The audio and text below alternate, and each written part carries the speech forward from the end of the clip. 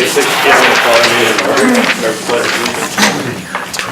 allegiance To the flag of the United States of America and to the republic for which it stands, one nation, under God, indivisible, with liberty and justice for all.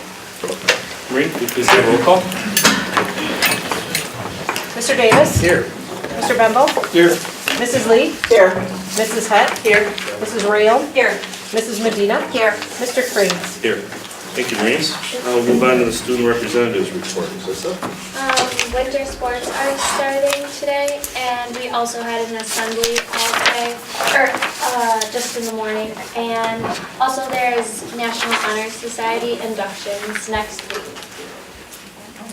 What was your assembly about? Yes. It was about not speaking down to other people. Yeah. Thank you. I guess before we move on, I would just like to say Happy Veterans Day to all veterans watching in attendance tonight. Thank you for the service they provide for our country. So we'll move on to the minutes. Okay, I would make a motion that we approve the regular Board of Education meeting minutes of October 13th. The special Board of Education, there were two of them, closed on October 22nd. Special Board of Education meeting, our board workshop on October 27th. The special Board of Education meeting open and closed sessions on October 27th. And the special Board of Education meeting closed on October 30th. Second. Okay, motion is second to approve the regular Board of Education meeting minutes of October 13th. The special Board of Education meeting, 2 closed session minutes of October 22nd. The special Board of Education meeting board workshop of October 27th. Special Board of Education meeting open and closed session of October 27th. And the special Board of Education meeting minutes of October 30th. All those in favor, please say aye. Aye. Opposed? Okay, minutes are approved. Do you have any comments from citizens here? No. Okay, we will then move on to committee reports, business services. John? Thank you, John. Our meeting was called to order at 6 p.m. on November 3rd. We had no public comment. We have one consent agenda item, and it was elementary computer purchases. What we had is in our schools, we had the older N computing platform that used Windows XP, which is no longer available and supported by Microsoft. So they, the technology department worked very hard, and they found a source to get 420 refurbished HP-DC 7900 desktop computers with a lifetime warranty on parts, correct? Correct. And for $74,100, which would eliminate the fact that we can no longer support the Windows XP, and it brings everything up to a Windows 7 platform. So I would make a recommendation that we approve this motion. Second. A motion is second to approve BS1, purchase of 420 refurbished HP DC 7900 desktop computers from School Tech Supply at a total cost of $74,100 with funding from the Technology Referendum Funds. Do you have a roll call on that, please, Marie? Mrs. Medina? Yes. Mrs. Lee? Yes. Mr. Davis? Yes. Mr. Krings? Yes. Mrs. Hett? Yes. Mrs. Rail? Yes. Mr. Bembo? Yes. Thank you, Marie. And then the balance of our report here is that we had a purchase review, and we had a copy paper purchase, of which we did have a little conversation about possibly reducing some of our copy paper use. Come up with some ideas of how we could probably save copy paper, because we buy it 3 to 4 times a year, and that's anywhere from $60,000 to $80,000 a year just for copy paper. The second purchase, not purchase, but the update we had was an attachment or a billing for our virtual school programming, and then we had a billing for our school liaison officer and then the copy paper. The other item we were discussing was the information about long-range facility planning between Dan and Ed. On that, the committee was also, we were also given information about the capital projects Fund 46, which is a new fund provided by DPI or the state. Dan. Is it DPI that gives that? It's approved by the state, but DPI set it up. Okay. 146 is a development, a long-range facility planning fund. One of the catches is you can put money in it, you can't touch it for 5 years. Any of the money you put in, you can't use it or touch it for 5 years. But you can continue to put money into it all along that. And then once you get to a 5-year period, you can spend it as you need it for your funds improvements, as far as facility improvements. And you did not have any future agenda items. So with that, I submit the balance of our report for approval. Second. A motion second to approve the Business Service Committee meeting minutes of November 3rd, 2014. All those in favor, please say aye. Aye. Opposed? Motion carries. Thanks, John. Next, we'll move on to Personnel Services. Personnel Services met last Monday at 6 p.m. and we had no public comment. But from that meeting, we have 5 consent agenda items, and they are as follows. But first of all, if you look at PS1, our last person, Tammy Kirk, that should be Lincoln instead of Washington Elementary School. It's just a typo, so please correct that. And with that correction, the committee recommends and I move to approve the 3 support staff appointments. On policy review and approval, PS1, the committee recommends and I move to approve 522.8 cell phone usage for first reading. And I just wanted to say that what we're doing is we're adding this paragraph. Therefore, it is the policy of the Board of Education that employees should not be accessing their cell phones except during their break period and/or lunch period, or in the event of a crisis or in unique circumstances when such usage is granted by an administrator, supervisor, due to the duties and responsibilities of an employee's position. PS3, the committee recommends and I move to approve policy 221.1, recruitment and appointment of superintendent for first reading. And basically it's just taking out one word. We had the superintendent is expected to attain residency within the boundaries. And we're told that we cannot use that, we have to have encouraged. And fourth, the committee recommends and I move to approve policy 343.4, course options programs for second reading. We had an explanation last month on this from Maureen. And finally, the committee recommends and I move to approve policy 343.4, rule, procedures for handling course applications through course options programs for second reading. I'll second that. Okay, motion is second to approve PS1 through PS5. All those in favor, please say aye. Aye. Opposed? Motion carries. And then we had one update, a report, and that was on open enrollment for the 2014-15 school year. And basically, when you look at the ins and you look at the outs, we're a little bit ahead on those coming in this year by about $7,962. So a couple more coming in than going out. And with that, I move that the minutes be approved as printed. Second. Okay, motion is second to approve the Personnel Service Committee meeting minutes from November 3rd, 2014. All those in favor, please say aye. Aye. Opposed? Motion carries. Thank you, Sandy. And we'll move on to the Ed Services Committee. Ann? Thanks, John. Ed Services also met on November 3rd, 2014. There was no public comment. Our one actionable item was board policy 232.2, special observance days, and board policy 323.2, rule, special observance days for first reading. Kathy Stebbins-Hintz explained the administrator's request to eliminate board policy 323.2, rule, special observance days, first reading. The Department of Public Instruction annually selects special observance days that districts must observe. Board policy 323.2, special observance days, requires Wisconsin Rapids Public Schools to recognize special observance days. Because the days and dates may change annually, board policy 323.2, rule, special observance days is unnecessary. So the committee recommends, and I make the motion to approve board policy 323.2, special observance days, first reading, and eliminate board policy 323.2, rule, special observance days for first reading. I'll second that. Okay, motion is second to approve ES1. All those in favor, please say aye. Aye. Opposed? Aye. Then, Go ahead, please. then we went on to updates, and our first update was the Spotlight School grant for Howe School.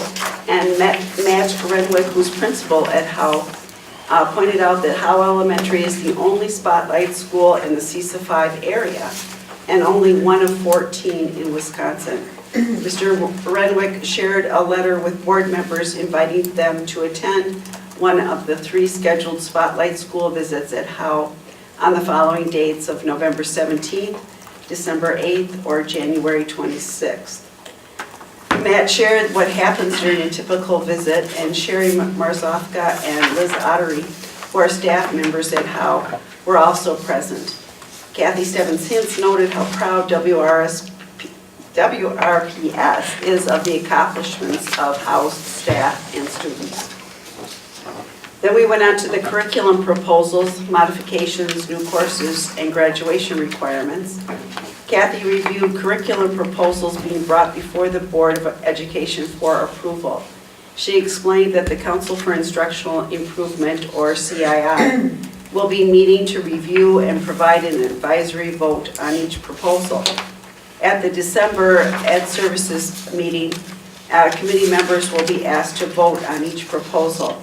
Kathy explained that there are several curriculum proposals being brought forward this school year because of the rapidly changing landscape in curriculum and instruction, along with several state and district initiatives. Global competition and interdependence, increased demand in the manufacturing job sector, exponential increases in the use of technology, and the transition to the trimester at the high school have created the need for several curriculum modifications and additions. Kathy, along with Ron Rasmussen, principal at Lincoln High School, and Phil Bickelhop, Director of Technology, reviewed the proposals. Highlights from the review of the proposals include an increase in high school graduation requirements to 24, beginning with the class of 2017. Lincoln High will be changing to a trimester schedule, and students will have the opportunity to earn up to 29.5 credits as compared to 28 credits in the past. Another one was Global Education Achievement Certificate Diploma Endorsement. Currently, 28 districts in Wisconsin have this endorsement. It is felt that students that have the endorsement will have better scholarship and college opportunities. Students must complete several rigorous requirements to earn this endorsement. Sandy Hett requested examples of service projects that would meet the requirements of this endorsement. The next one was about IT Fundamentals 1, making it a graduation requirement. This course is currently an elective. It is a prerequisite for many other courses. John Benbow recommended that this proposal require that students take the course during their freshman or sophomore year. There will be a test out option available to students to meet this requirement. We went on to engineering, design, and development.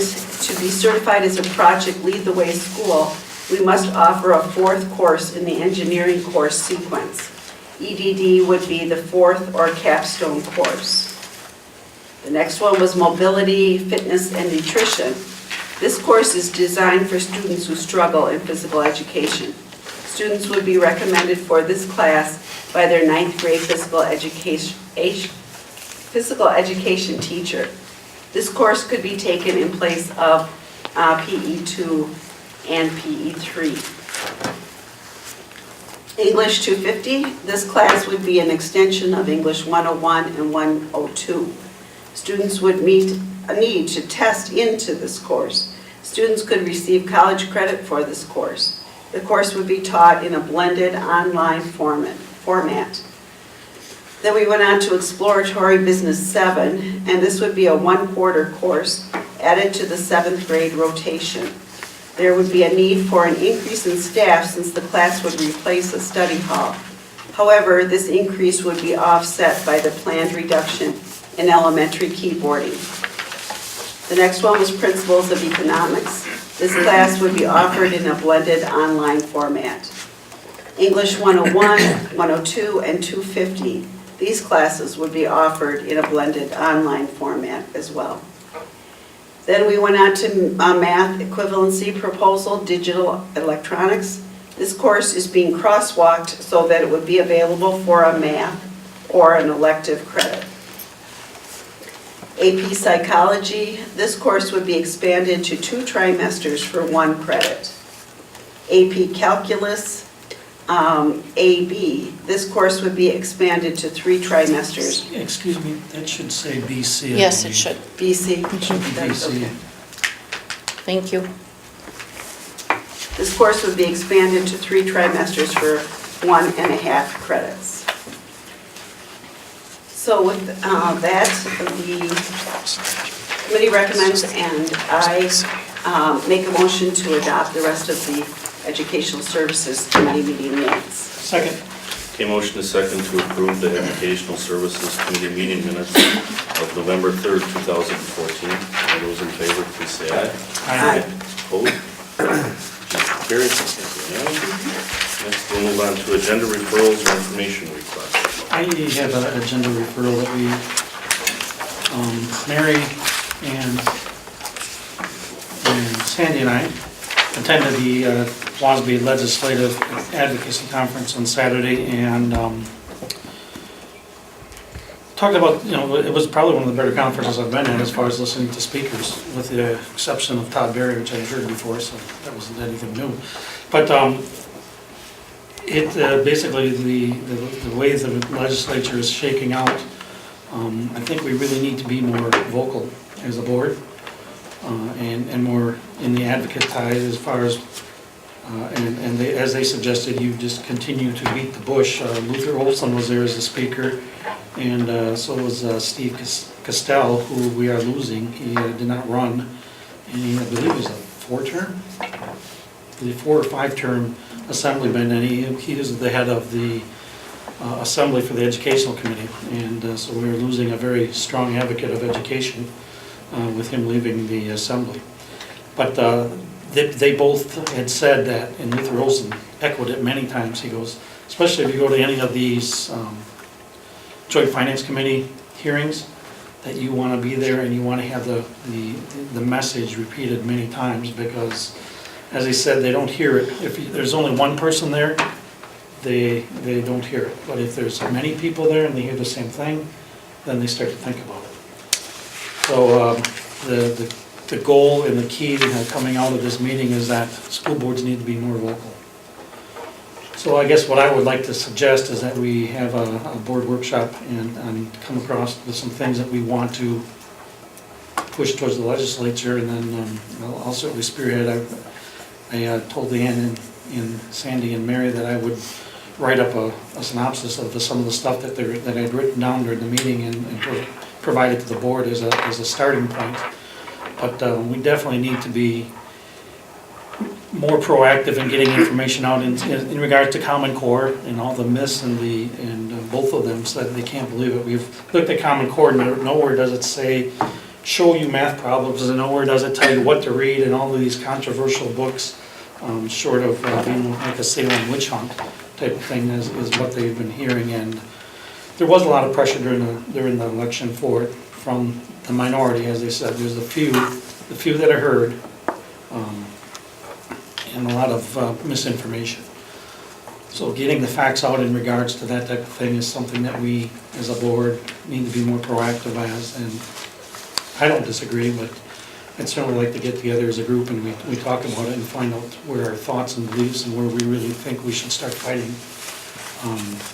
for our schools. Because it is literally a fight for our schools right now, for our public schools. Okay, we will, can we look at some calendars at the end of the night? See what dates we have available? Thanks, John. Anybody have anything else? Okay, we'll move on to our legislative agenda. Okay, and I'll echo what John said. Sandy and John and I attended the Legislative Advocacy Conference, and it's held yearly.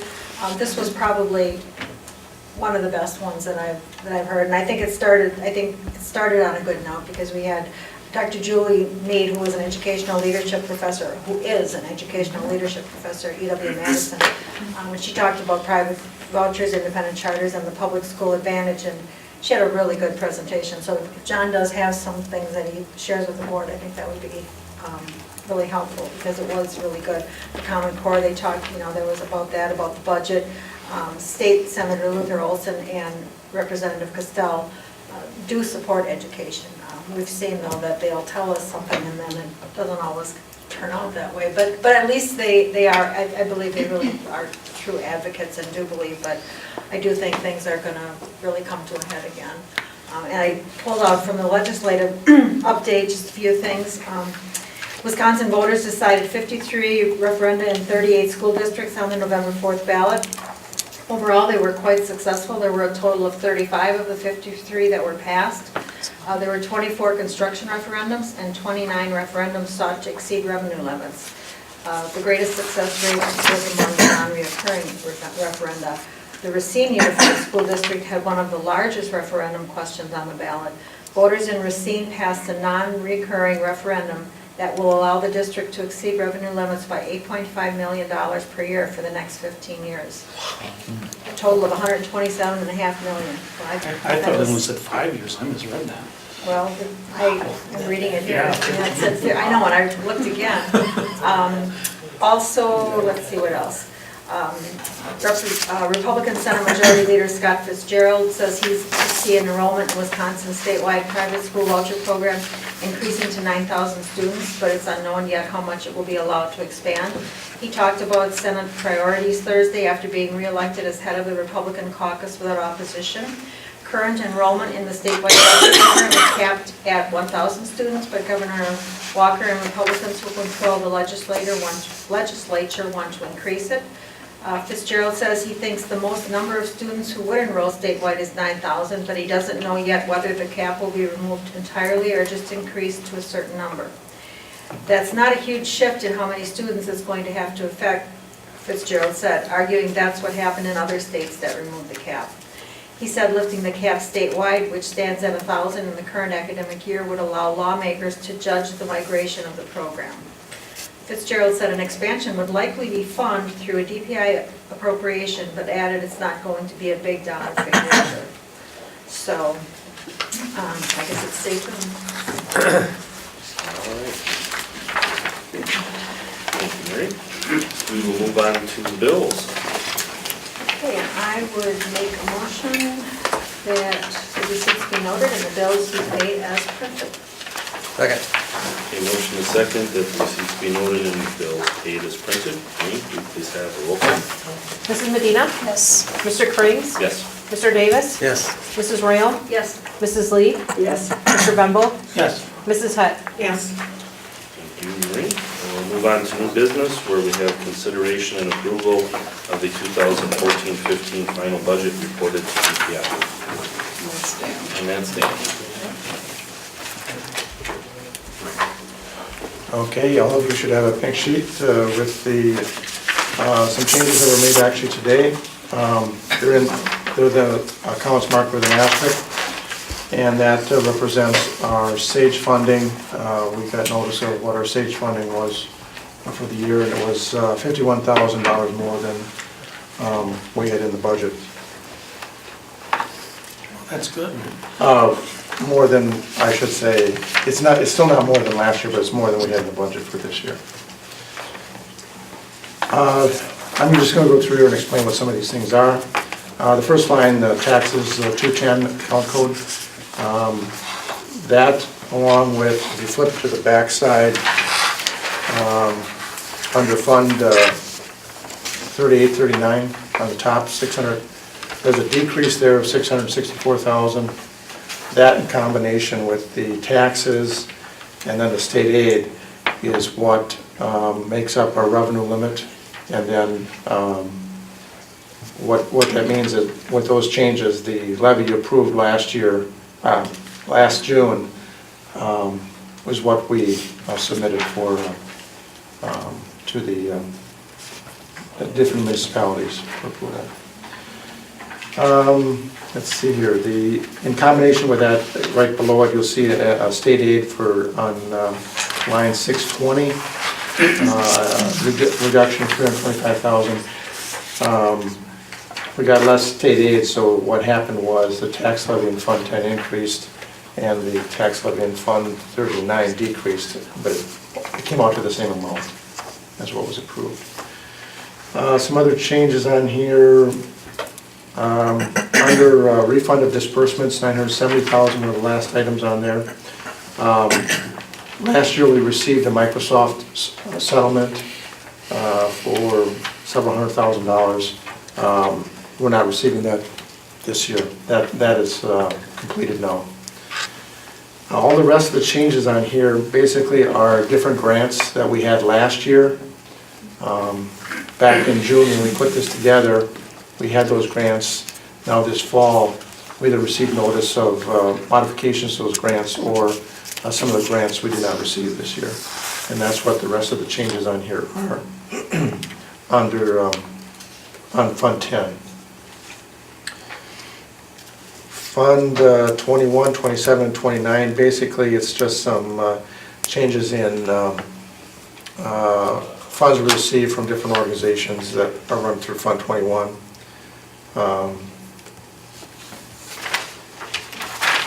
Let's see here.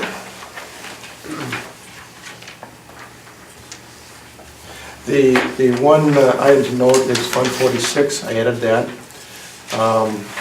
I show it in Fund 10. I show a distribution to Fund 46 of $25,000. I thought at some point the board would approve that, setting up Fund 46, and so that I put that in the budget here. Other than that, all the rest of the changes are pretty minor. Fund 50 and then Fund 80. Fund 50 is food. Food service, that's Okay, correct. okay. Do you anticipate needing to borrow again this fiscal year? Yes, we borrowed $10 million this year. Our fund balance is increasing at Fund 10, and that amount can be decreased in the future, but we still will need to borrow. There's no way for us to make up that $10 million in 1 year. We might be able to get by with $7 to $8 million next year, but we still will need to borrow. We'd have to have a markedly increased fund balance to not have to borrow. And it's going to be difficult to get to. And we're not alone. Just whatever school district has to do it to cover the time of paying the bills until the state money comes through. We have a positive fund balance, 3 to 4 million, but Not enough. that's not enough to cover our payrolls through the course More of the than year. double that. Sandy? I know they were going to tighten up what you could use Fund 80 for. Have we heard any of the changes they've made to that? We have. I haven't made any adjustments in the budget for that, but we're going to have to be very careful this year. I'm going to have to talk to the auditors and find out what's allowable and what's not allowable. We may end up with a fund balance there. We're not be able to spend some of the things we have in the budget is what I'm getting at this year, and we'll have to see how that works out. But I want to discuss that with the auditors during the year to find out what will be approved and what will not be approved. I did see that at the state convention, there's going to be a couple sessions about Fund 80. Yeah, I think I'll be attending some of those. Any other questions? I just want to clarify, the reason Katie was asking about whether or not it's food service is the way it's printed as fund service. So that. Oh, I'm sorry. It's food services fund festive.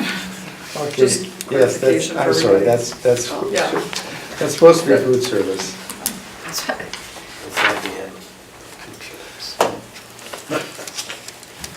You're dealing with so many funds, it gets confusing. I apologize for that. Anything else?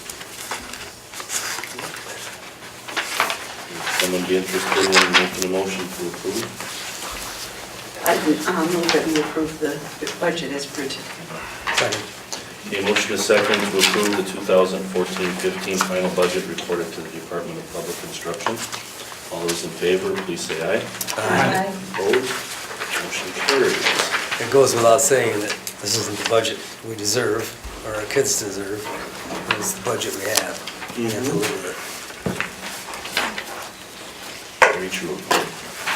Hey, John, how long do you think that we would need for the workshop? Do you think we could put it on with our committee meeting or I would think, board meeting night or?